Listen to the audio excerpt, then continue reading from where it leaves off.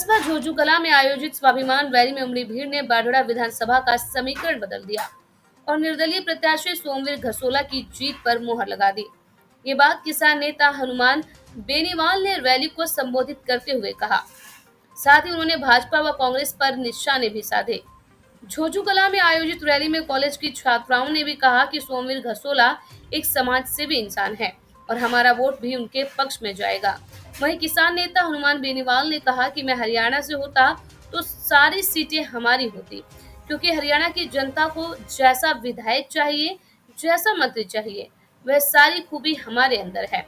साथ ही उन्होंने कहा कि वह किसी की भी जनसभा में नहीं जाते और न ही किसी के प्रति चुनाव प्रचार प्रसार में जाते हैं, लेकिन सोमवीर घसोला एक ईमानदार और समाज सेवी इंसान है, इसलिए वे उनके चुनाव प्रचार में आए हैं और जनता से सोमवीर घसोला के पक्ष में वोट करने की अपील भी की। 300 किलोमीटर लंबा और 250 किलोमीटर चौड़ा है, क्या आप बताओ। जैसलमेर, बाड़मेर और नागौर को ले लो, जितने में हरियाणा आ जाए पूरा पूरा 700 किलोमीटर। वहाँ मैंने लंबे समय तक प्रयास किया, कॉलेज विश्वविद्यालय की राजनीति से निकला। मेरे पिताजी 2 बार विधायक थे, मैं 4 बार एमएलए बना, 2 बार एमपी बना, छोटा भाई एमएलए रहा, 15 चुनाव लड़े, लेकिन सत्ता के विपरीत हमेशा हम संघर्ष करते रहे। कॉलेज विश्वविद्यालय के जमाने से लेकर आज तक न मैं सोया और न राजस्थान के दूसरे नेताओं को छोड़ने दिए। और हरियाणा में मैंने 20 साल के अंदर पहली बार वोट की अपील की हरियाणा की धरती से। मुझे लगता है आप मुझे निराश नहीं करोगे।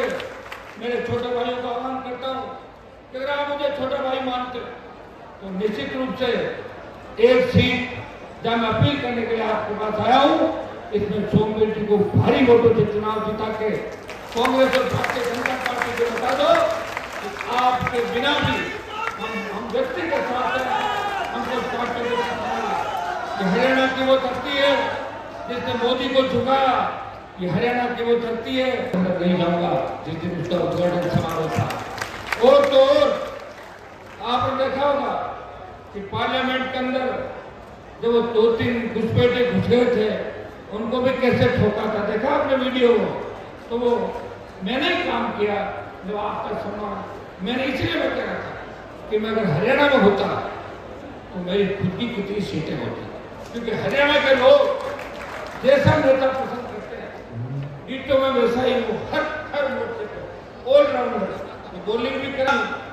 किसानों के 3 काले कानून आए, उस वक्त पंजाब के बाद हरियाणा ने पंजाब के लोगों का साथ दिया, उत्तर प्रदेश के लोगों ने साथ दिया, लेकिन राजस्थान के अंदर किसान आंदोलन बिल्कुल नहीं था।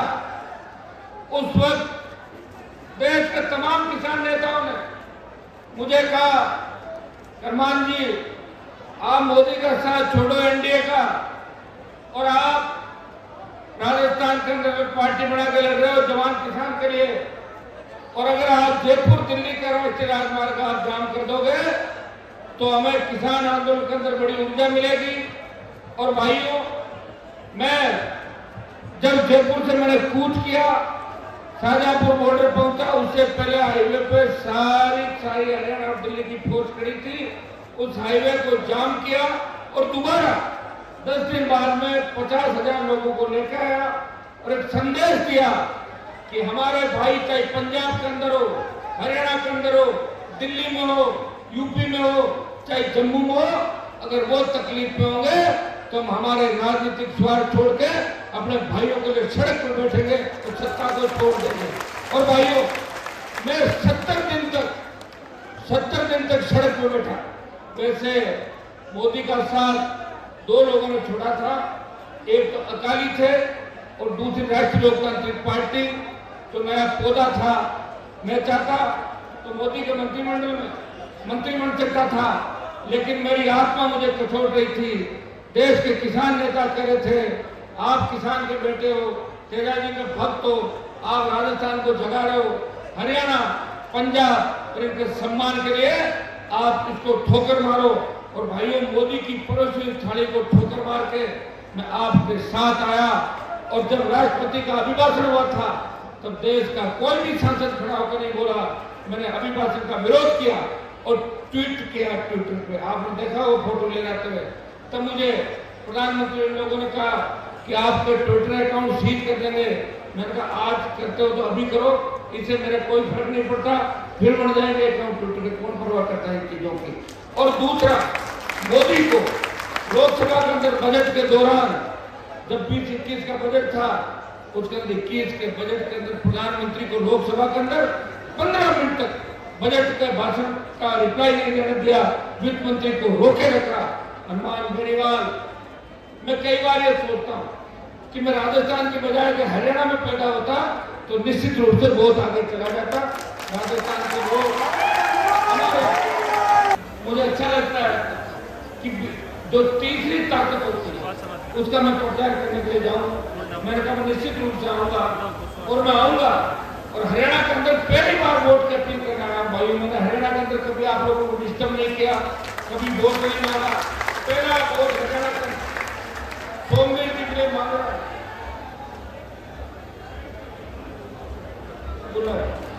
चुनाव चिन्ह कूलर, जो रूम कूलर के अंदर इतनी हवा भर दो कि कांग्रेस और भारतीय जनता पार्टी हवा से उठ जाए। मुख्यमंत्री बना भी दोगे तो दो अमित शाह के जाके लगाएंगे।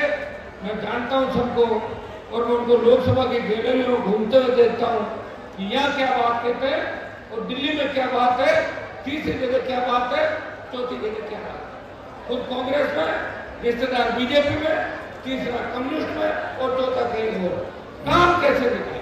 इसलिए हम धीरे धीरे बढ़ते चले गए, कमजोर हो गए। भाइयों 62, 65, 71 और कारगिल की लड़ाई का इतिहास अगर हम देखेंगे तो उसके अंदर सबसे ज्यादा शहादत अगर किसी कौम ने दी तो हमारी कौम ने सबसे बड़ी शहादत दी। अमेरिका के एक अखबार के अंदर छपा था कि कारगिल के युद्ध के दौरान 20,000 फीट ऊंची पहाड़ियों पे 50 किलो गोला बारूद और AK-47 लेके अगर दुश्मन का कोई मुकाबला कर सकता है वो जाट रेजिमेंट का जवान है। जब ये बात कहते हैं तो हमारा सीमा गर्व से चौड़ा हो जाता है। हमारी रेजिमेंटों को खत्म करने का प्रयास नरेंद्र मोदी और अमित शाह ने किया। अग्निवीर की योजना लेकर आए।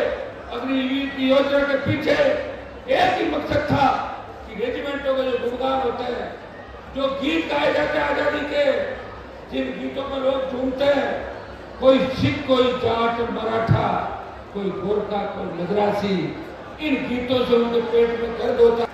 अगर किसान कौम को संदेश दिया देश में कि राजस्थान में कांग्रेस और बीजेपी नहीं है, तीसरी ताकत भी खड़ी हो सकती है, वो आपके भाई हनुमान बेनीवाल ने 29 अक्टूबर 2018 को राष्ट्रीय लोकतांत्रिक पार्टी का गठन किया और जो मैंने पौधा लगाया था वो वट बना और किसान आंदोलन के अंदर आपके काम आया। 25-30 MP होंगे देश के अंदर, लेकिन मोदी की सत्ता को ठोकर मार के सड़क पर एक व्यक्ति आया, वो आपके सामने खड़ा है, जिसने मंत्री को ठोकर मारी। मैं आपका कैंडिडेट जो कांग्रेस पार्टी से उम्मीदवार है, मैं उसका बयान पढ़ रहा था।